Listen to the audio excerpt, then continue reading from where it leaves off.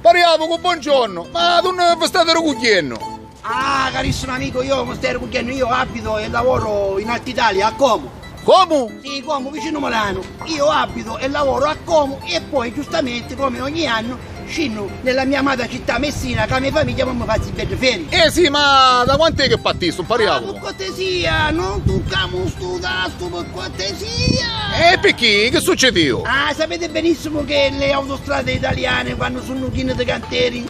Prima per arrivare a Messina ci vuole l'aiuto di Dio. Ci vuole l'aiuto di Dio. E 8 anni da mia vita, vado a figurare che a mio figlio, una sai di 10 anni, e oggi compie 18 anni. Vado a figurare che mia moglie, va bene, mia moglie, santa moglie, va bene, ci mandava un video a chi l'ha visto. Ma adesso per spesso, mentre io ero nelle autostrade italiane che stavo scendendo per arrivare nella mia amata città Messina.